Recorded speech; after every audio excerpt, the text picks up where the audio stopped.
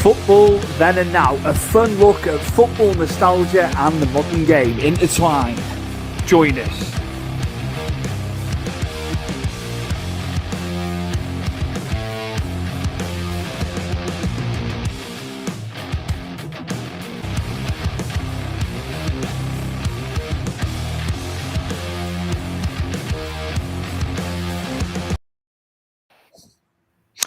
A warm welcome. This is episode 47 of Football Then and Now, a nostalgic look at football, and we also look at current topics and the latest news on the show. Joining me is my cousin and co-host Chris Hume, and we are back for episode 47, Chris, of course.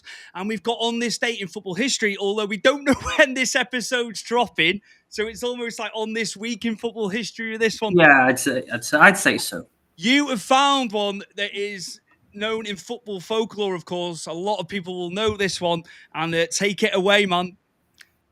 Well, obviously, you say to me, don't you, to pick, and on this day in history, there was, was a couple of good ones. I think we missed the day before we did the last one. It was Fulham Juventus when Fulham knocked out Juventus in the UEFA Cup, which would have been a great one to get, but obviously we didn't do it on that day. But looking through for this one, I know this one is obviously happened on the 20th of March, and when this goes out, I'm assuming it'll probably after the 20th of March. So to the future people watching this, the reason for it is it was such a good story to pick. And I've said to you, didn't I, Stuart, off air, that I couldn't not pick this one. Because as you say, it's folklore, and when is the World Cup being stolen? It has to be in the UK. Oh, And it's madness. But you know what, Stuart, I've been looking at it, and I've been looking at the ransom notes and stuff, and it was the ransom note was received at Chelsea Football Club, funny enough, and they only demanded £15,000. The thieves of the World Cup at the time, £15,000. That's all they wanted back then. And they wanted it in £1 and £5 notes, which is mad because I don't recall we ever had a £1 note in this country ever. £1. I'm always thinking £1's always been a coin. It's never been a note, right? So apparently, reading again onto it, they said they filmed back later on, Stuart, and changed it. Could they have it to a £5 and a £10 note? Yeah, you know what I mean? If you're going to rob it, the hell? You make sure you know what you want. But you looking now, if you robbed the World Cup, you'd be asking for more than 15 grand for it. It's a ransom. But they threatened to melt it down if they didn't get the money. But obviously that didn't happen. Scotland Yard, I think they said something like the Flying Squad, which don't ask me what they are, but they managed to, I think just after the 24th of March, they found this person who was called Jackson, who was the one who was phoning up and putting out the ransom. And they were doing it all through like Chelsea Football Club, which, makes a lot of sense going this day forward now with all the bad crap going on. And that's a joke to Chelsea fans. But yeah, they found it. It was an unmarked car. Yeah. And the person who was called Jackson ended up being, I'm sorry about his name now, is Edward, Stuart, you can like this, Edward Belchley. Sounds very prim and proper, that surname, mate. I've got to be honest with you. That sign of the times, that definitely. What about the most famous dog in all this, though? Oh, don't you worry about that, Stuart. The dog was called Pickles. Big Pickles, the dog. I've even got a photo, Chris. Sorry, I'm jumping in. No. Here he is, probably the most famous dog in the history of sport, I'm going to say. And we've had dogs on football pitches before now running around, stopping a game. But this dog, I know you can have more to say about it, but I had to bring the graphic in of Pickles, mate, because you all knew about Pickles after hearing this story when we were younger. Well, it was Pickles that eventually found the cup itself. From reading, it was found in a hedge in David Corbett, who owned the Pickles the dog. They found the parcel in Corbett's house under not in his house, but under the hedge of his house. And obviously he handed that then to the police, and there you go. The cup was returned, I think, roughly around the 18th of April. Well, it's a month. It's like, 29 days, 31 days in March. Bloody hell. It was under siege for 29 days, mate. That sort of thing just wouldn't happen now with, obviously, the cup's a lot bigger than, and all forensics and how it is. Oh, yeah, definitely. But the cup's a lot bigger than that. But you could run away with the old World Cup. You couldn't so much now. And at least, Bobby Moore could, get it aloft after, months later, and they didn't have to sort something else out. No wonder we've never had the World Cup back in this country. forget all the fans fighting with each other. Yeah. We're more afraid that we're going to rob the bloody cup from them again. Definitely. Great. Again, like last week's about Sir Stanley Matthews. This is brilliant. Again, great. Just brilliant, the history. Fantastic. When you hit it right, it's just the day we do it, isn't it? Some weeks you're like, I'm really struggling here. And then, there's always stuff in football history. So yeah, great. And the cup was retrieved and all was well in that summer for the tournament. He's still waiting for that £1 note, I think. Yeah, I wonder what £15,000 would be now in today's money, 2025 inflation. That I might have to put that into the inflation calculator. I think we need to see. We need to see what it'd be today, definitely. But yeah, fantastic segment. You'll be back with it next week for episode 48 as well. Fantastic, absolutely brilliant. We are doing a nostalgic episode today. We've had this in the pipeline for a while now, haven't we, Chris? Yeah. Absolutely brilliant. We used to love the Champions League as much as Everton weren't qualifying. We got to the Cup Winners' Cup in '95, didn't we? Didn't go too well. So we were watching the teams, weren't we? We were watching United, Blackburn when they got into it. It was on ITV. So we watched these games, didn't we? And we watched the games intently. And we've pulled up a few fixtures. Big fixtures from the tournament, of course. What would you like to start with? Obviously, you've got Liverpool and Barca in the second leg, the comeback. You've also got from 2004, Deportivo 4 against AC Milan 0 as well. So the floor is yours. Which article you'd like to do first? We'll do yours. One of yours first. Do you want to do Juve and United? Yeah. Yeah. Semi-final, second leg from 1999, of course. And yeah, what a game this was. And obviously, the first leg, it was 1-1 at Old Trafford. A lot of people were writing off United going to the Stadio do Alpi. Just Juventus's form in the tournament years prior and things like that. People were giving them not a cat and hell's chance of getting through this. They go 2-0 down. Filippo Inzaghi with 2 early goals. It just looks like it's gone to the dogs, doesn't it, at this point? And lo and behold, they come back with a hell of a comeback. Roy Keane's glancing header. And then he gets carded. There was actually 12 players on 1 yellow card for both teams. So that meant that if they picked up another card, they were banned for the final 12 players. If they'd been, if they'd picked up a second yellow, it's crazy. I was just looking at some facts and things. I never knew that until I was digging. But what a game, Chris. What a fantastic game this was. And what are your memories? I'm going to ask you about your memories of it. Straight away, we mentioned this when you brought this up, Stuart. Was I loved the Juventus the home kit they had, the Kappa. I know, and they had Sony, didn't they, as the main sponsor in the middle. I know that's not anything football related, but I love that kit from Juventus, by the way, Stuart. And I also got to say, you mentioned Filippo Inzaghi, and you look at this is 1999, so he's relatively younger, obviously back then. Hasn't he had an amazing career? I mean, you look at Filippo Inzaghi and the clubs he's played for in Italy. His name's pretty much cemented in that country, pretty much for every club he's played for.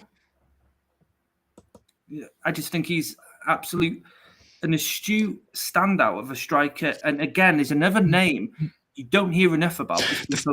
We touch upon this on this show. We've talked about underappreciated players since we started the show last February in 2024. Yeah. I would say, as prolific as he was, does not get the props. Just adding on to what you're saying, he should be held in higher esteem. There's no question. He consistently did it year in, year out, banging goals in. And those two goals were brilliant. For the second one, and we know how good Jaap Stam was at the back, and he absolutely sold Jaap Stam down the river for that second goal. And you just felt at that point they had the away goal, and it was them 3-1. They were 3-1 up, and nobody saw the turnaround from United. I guarantee that. I guarantee it. I just felt they're going out. The Juventus are off to the final again because they've been so good getting to finals in this, haven't they, in the more recent times around this game. Look at the team, Stuart, that Juventus had in '99, and they had. I'd say almost at its peak, Zuzou, didn't they? Who back then for Juventus, and especially in Serie A, ran the show. Didn't he? Ran the show in that centre. You had Del Piero. He's pretty much. He was still young then as well, wasn't he? So you know what I mean. He was making a name for himself, and obviously Flippo was there, and obviously, like we just said, then and discussed, he scores hatful of goals everywhere he goes, and they were solid at the back. Wasn't it? Sure, Thuram was there, wasn't he? At the time. I think obviously Buffon was there. That was the most expensive. Ciro Ferreira. I'll talk. Ferreira, I'll talk about names underappreciated. What a player he was. Takanardi, another one, because they had so many nicknames, big names, established names. But Ciro Ferreira was an absolute. Not enough gets spoken about him because he was brilliant at the back. Again, there was that tournament back then. To me, I like it now and all the rest of it. It just felt majestic. Those nights in the 90s. I stand by that. Games were better then than it was just now. It was just, and people prior to us can say football was better in the 80s, and you have all this, don't you? And then and so on and so on. It's always the way. It's always the young kids now. They're like the 90s wasn't better than now. It was just underappreciated players for Juve at the time. Did the graph? It was unbelievable. It was an unbelievable squad, as you say. Sorry. No, and actually, why we're here and we're talking about this and we're talking about the 90s and stuff like that, when you look at the Champions League, and from what I remembered, best teams played the best, right? So the winners played the winners, but each team that won their league and played in this competition, they all had solid squads to it. There wasn't a team that was there that was weaker than the other. This was 99 was one of the United's probably best teams of all time. In let's say in the last couple of decades, this was one of their best teams. And they struggled against Juventus. Obviously, I know they turned out and won it, but they played Juventus a fair few times before this one and lost to Juventus. And it showed you the strength that Italian football was in the late 90s.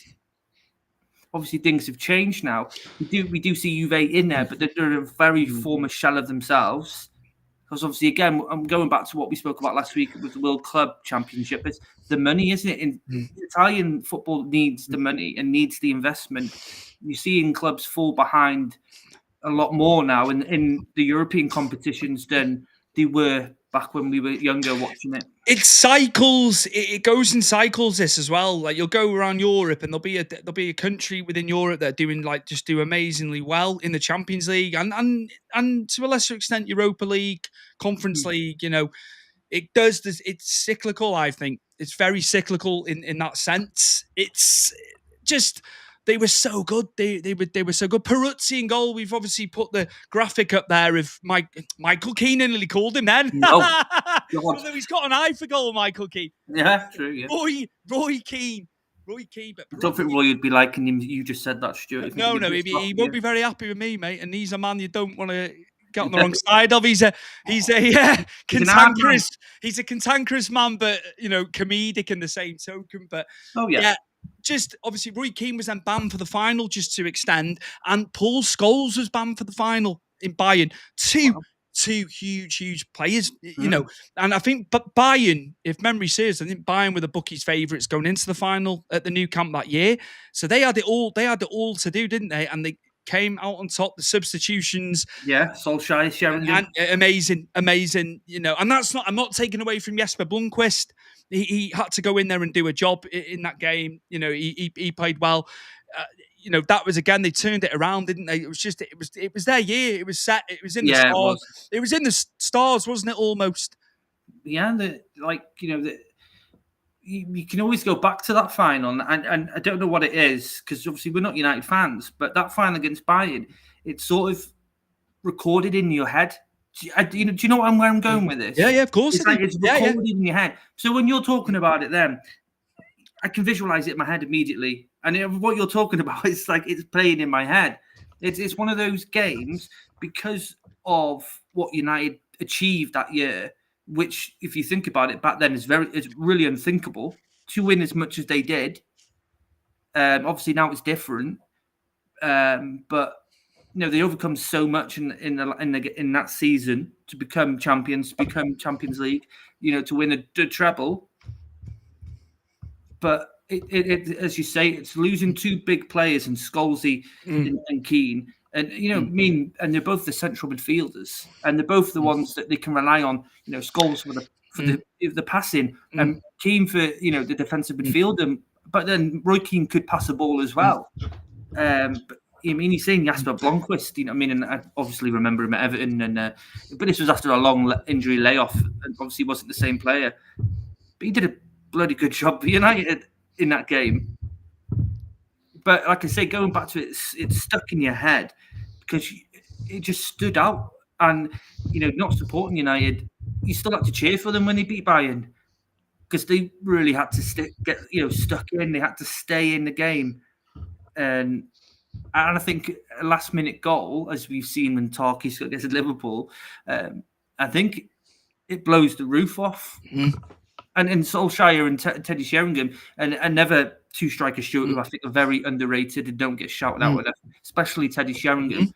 They're just right place, right time, and they were always those type of strikers, weren't they? Teddy Sheringham and Solskjaer, were always at the right place, right time, and that's changed. I think English football forever, that 99 game, if I'm honest with you. I think that's where you saw the boom of the Premier League really rocket up then. It really did set the tone because look at the years of dominance and how many times the Champions League was won by an English club. Yeah, definitely. It lit the touch paper. It definitely did. And, they were, until Barcelona came in and they were dominant, weren't they? The tactics and the pep were just unreal. Everyone was trying to work out how to play against it. It took years for teams to realize how to play against Pep, as we've seen this season. But prior to that, it was dominant. The English teams were dominant for so many years, and the Premier League's profile rose. And we've spoken about that in the early 90s. It was slow burn, wasn't it? Italy was still probably considered the best league in the early 90s. Brilliant. Which one would you like to speak about next? Right, well, we'll stick with the Italian theme. And I want to go with Deportivo La Coruña versus Milan. This one stands out for me, Stuart. And just because it's not the goals that Fran and Luque scored for them.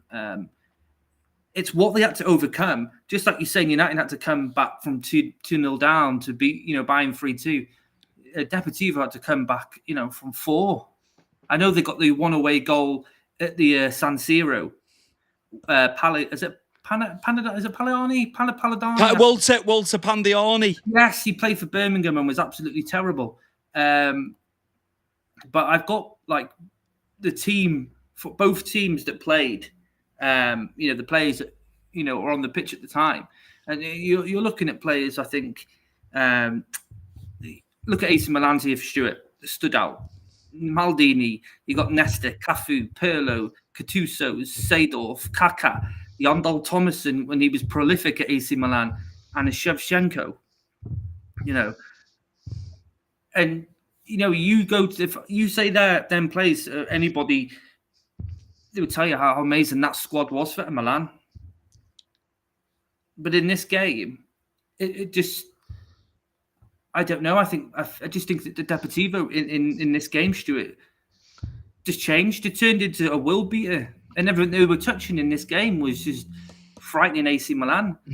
And then, again, I just named you the standout players for AC Milan, and don't forget they played all those players played in both games. But a different team turned up in Spain. You look. I'll tell you the team. That Deportivo had, and then standouts to me were always like, Luque was always a fantastic player. Capdevila Stewart, fantastic left back. Mario Silva, he stood out quite well in La Liga. Sergio Gonzalez, I always thought he was fantastic for Deportivo. These are the players that you look at compared to Milan, who had Inzaghi on the bench, Stuart. They had Sergio on the bench, Costa Curta, Rui Costa. Diego Tristan for Deportivo. Sorry to jump in. Diego Tristan was on the bench. And Roy Mackay was long gone. They always had. Yeah. They always had a striker. Roy Mackay scored a lot of goals in the Champions League, as did Pandiani, of course. But Tristan's got the most goals in Champions League football for Deportivo. 15 goals. 15 goals. They always had. They always had the players, and the Riazor was such a hard place to go at that time. I always remember it because I used to watch La Liga with you at your house. The Riazor was a tough place to go back then. It was very hard to get anything there. They were solid back in the early thousands. I think even in the 90s, you like 98 to about, we'll go with about 2011, 2010, where the drop off happened, and I think money again hurt Deportivo because again I think they took chances on players, didn't work out, and they spent a lot of money, and obviously we know what goes after that. But this team, your comparison against an all-star squad, we just talked about Filippo Inzaghi for Juventus in '99. This isn't too far away, after '99, and they've got Filippo on the bench.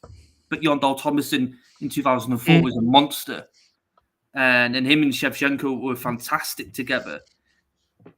But, you're lonely Deportivo. You're in a league with Real Madrid, Barcelona, who get all the attention.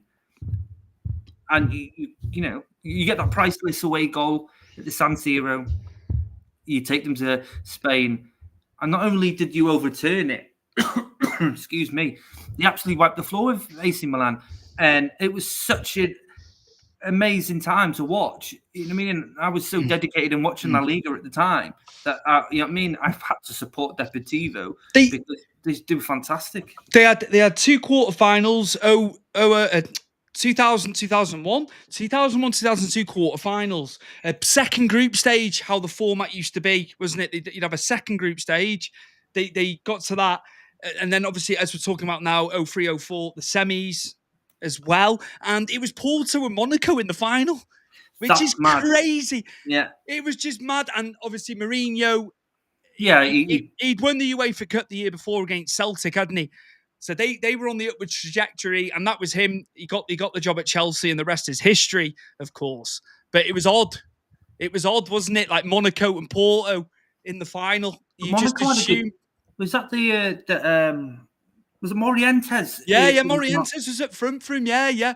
Before going to Liverpool, which I think was that summer. He went in 04 to Liverpool. But yeah, Morientes was up front for Monaco. Yeah, you're right.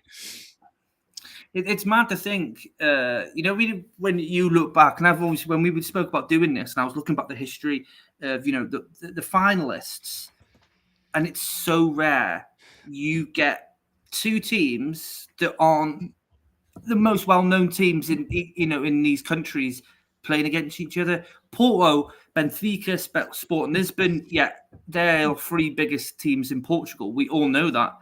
But when do you ever see them in the final? Very rarely, unless it's a Europa League or UEFA Cup as it was back then.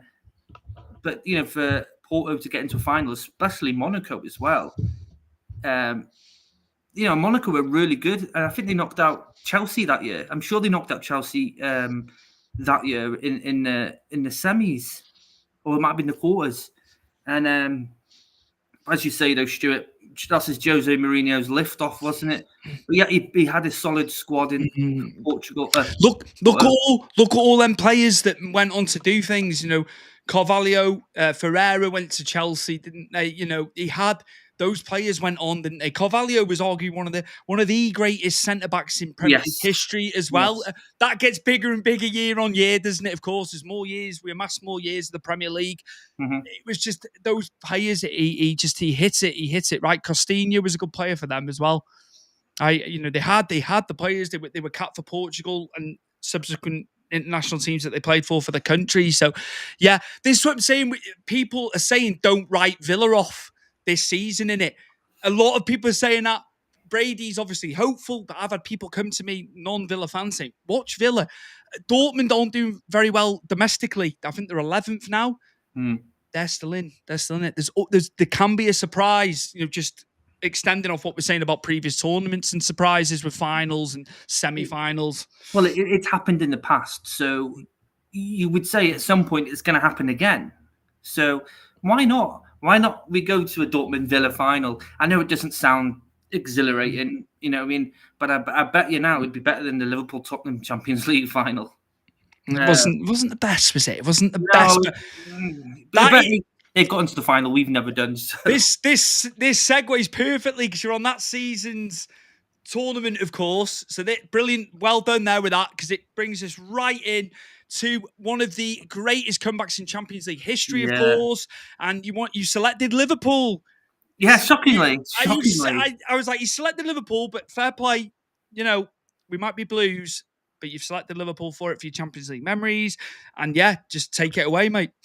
Listen, you know what I mean? Yes, we are Blues, but credit where credit is due, Stuart. To do what they did to Barcelona in that game, and they did, didn't just win 4-0, Stuart. It was absolutely convincing 4-0. And don't forget that they had Messi's, they had the Busquets there. They had their team that's won it before. And and they had a comfortable 3-0, whole aggregate at that point, because obviously we had aggregate, didn't we? And they were comfortable playing against Liverpool. Again, in why is there flipping ground gone up my head now? The Nou Camp. Thank you. Jesus, they've gone so down in my estimate since I was a kid that I even forgot about their ground name. Yeah, but they were comfortable. You think about Messi's free kick in the first leg, absolutely outstanding, pinpoint. No one was saving that. You could have had three keepers in, and that was still going top corner. But what Liverpool did, and they did it very cunningly. And I think what stands out in that whole game is that corner, Arnold and Origi. And knowing what they were going to do, because obviously they must have practiced this, or they didn't, and they just both were on the same wavelength here. And it was just to know, right, not belting it. I see him, and we can go bang in. And And it was a great day for English football, because you're looking at Barca here. Barca was still smashing teams. Barca was still running through teams. Barca were one of the favourites to win it, which they were, because they had such a good team in their previous. But what Liverpool did at Anfield that night was incredible. It's something that, again, it's in your head, and you can visualize it as you talk about it, because it was a massive moment. It was a change. And I think, again, this is where Liverpool rose up. And I think Barcelona from this game went, all the troubles obviously. The financial side came in, didn't it? I tell you what, Alisson had to make some saves. Yeah, he did. Early on, he made some big saves. You're expecting it with their attack. Messi leading the line, of course. He had to be on his game. But again, Gigi Wijnaldum, when they signed him from Newcastle, and he was beloved and all that, he was such a good player. He got a brace, of course. Origi, as you've said, from Trent Alexander's to put the seal on the game in the end with that one. But he got two as well. He got a brace, and they went on to win it, of course. I just thought Ronaldo was so good for them for a number of years. Him and Fabinho in the middle were absolutely solid. And you don't forget, Ronaldo, when he was at Newcastle, was very much more attacking, and he played behind. Well, it could have been Cisse or whoever at the time, because obviously Newcastle were swapping strikers all the bloody time. But when he was at Newcastle that season, they got relegated. He was fantastic, but he was more attacking. He come to Liverpool, and he plays that more defensive role. But he was really, really good at it. But when he did go forward, you saw what you saw at Newcastle when he went forward, and I do agree. But I think him and Fabinho complemented each other in that middle of the part for Liverpool.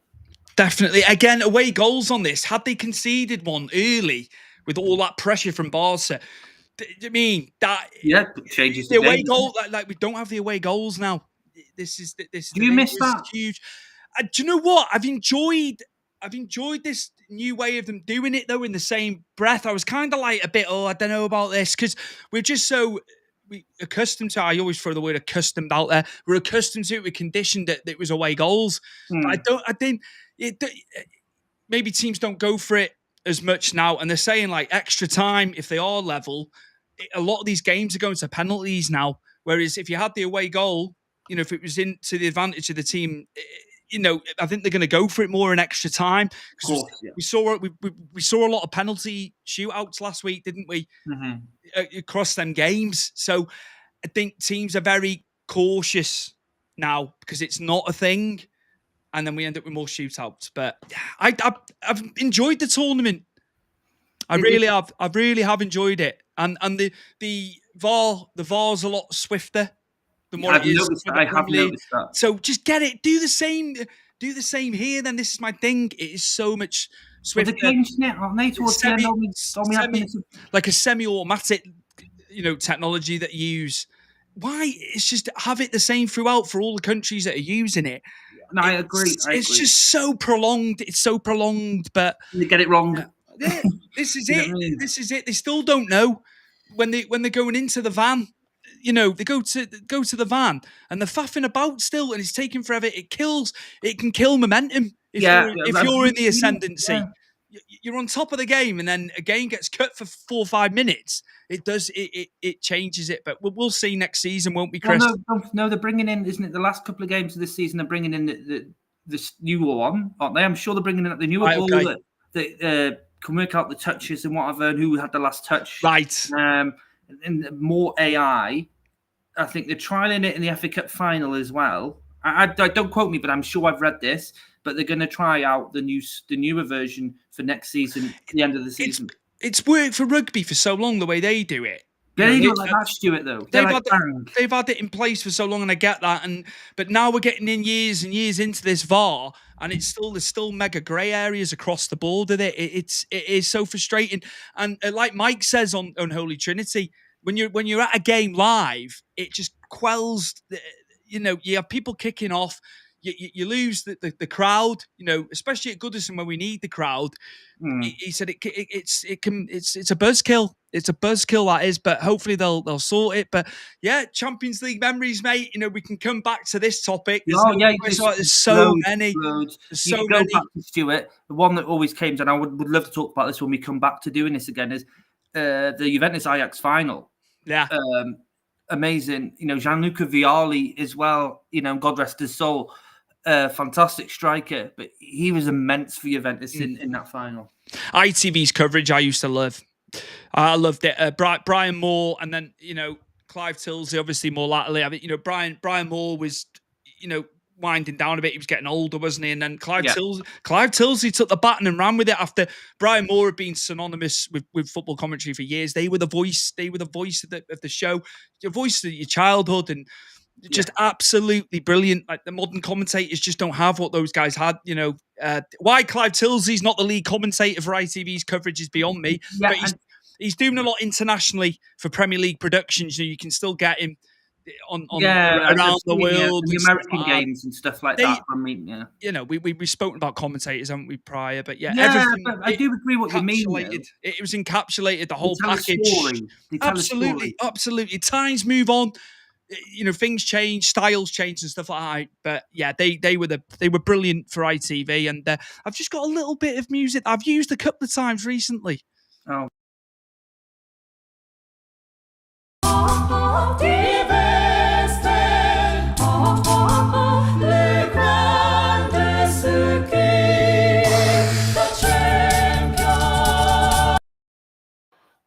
That will cut short as well. I've noticed this. It plays on here, and then when we go back looking at it, it cuts out 2 seconds before. I don't know why that's a thing, but yeah, sponsored by Hankook Tires, PlayStation 5.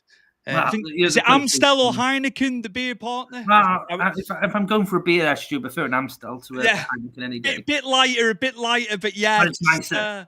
Brilliant. And again, as I always say, I try and lead in with these guys. I will close out with these guys. Again, as you can see in the far right in the top corner there, Sports Social Podcast Network, who we've been for, well, since last February 2024, and with previous shows that we do in other sports, of course. Europe's largest sport podcast network, Chris, 500 partners and counting. And just, if you've got a show and you're not affiliated to a company or whatever, go with these guys. You don't pay to list your episodes. You can list as much content as you want. All they ask is that you put ads into the episodes. It's like every 15 minutes. And then, as I say, they've been absolutely brilliant, the Sports Social Podcast Network, haven't they, Chris, in closing? No complaints, Stuart. Always been good to us. As you say, with previous podcasts, current podcasts we've done with them, they've always been good. Have you got any problems, any questions? Laura's always been very good at answering them, as quick as possible. Check content out on there as well. I'll get my words out. There's so many podcasts on there. People within sport, people who were in sport years ago. Again, I said about it previously. Jimmy Bullard's podcast with Fenners is on there.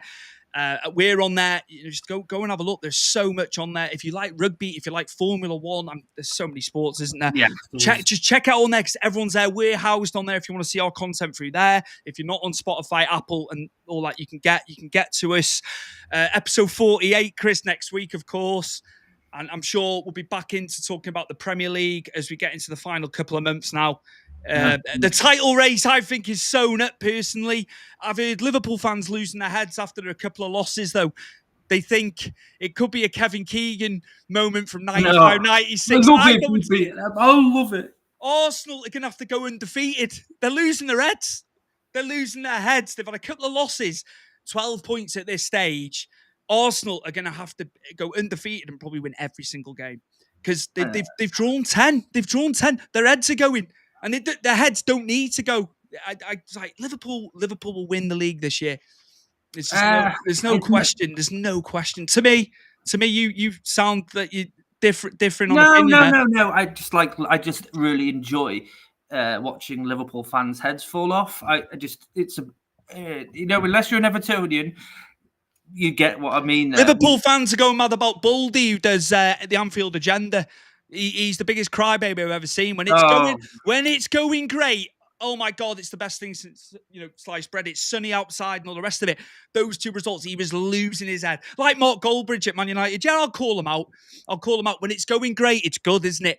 Was a Nottingham Forest fan, by the way, before he was United fan. Was he? Oh, that's news to me. Right, okay, we change allegiances, do we? Look, try being an Everton fan. Yeah, we do. You know what I'm saying? Every year.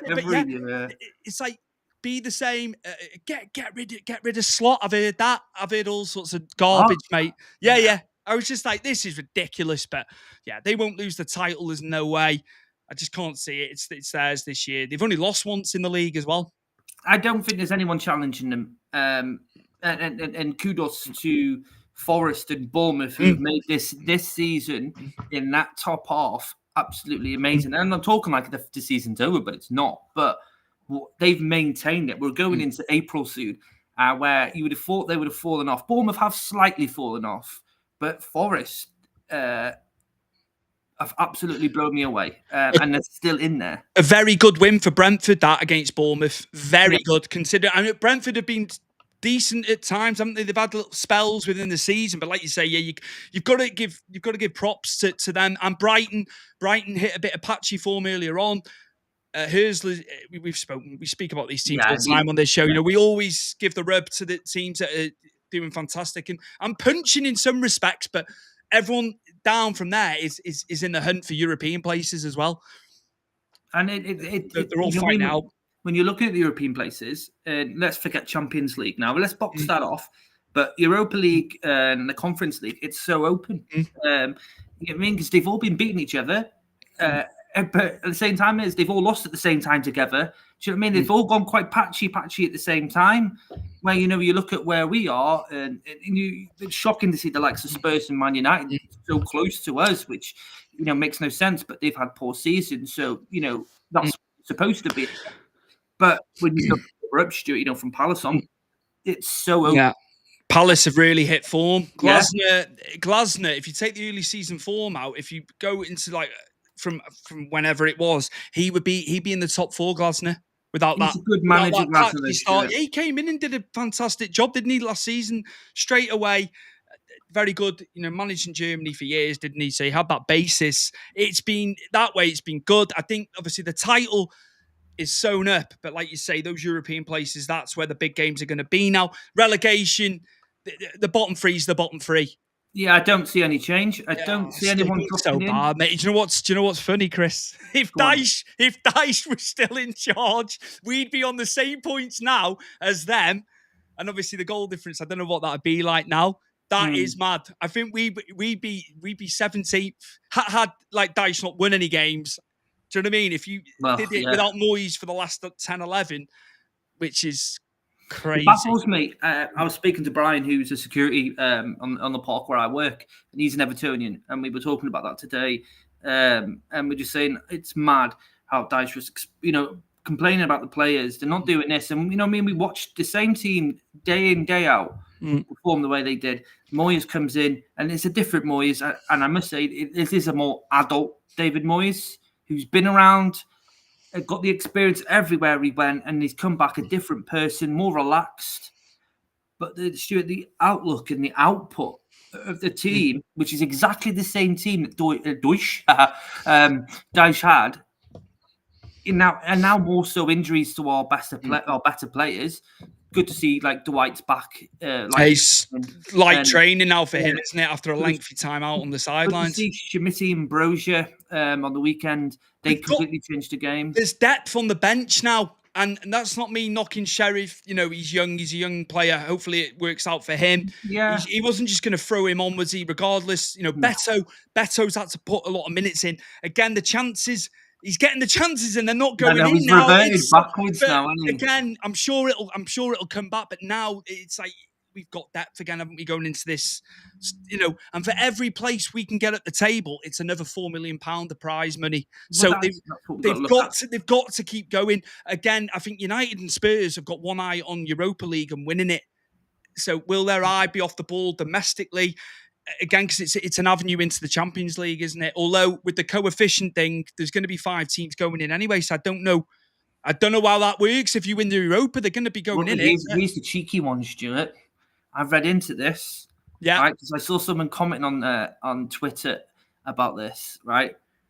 Potentially now, and this is like a massive potential. So a lot of things have to move for all this to happen.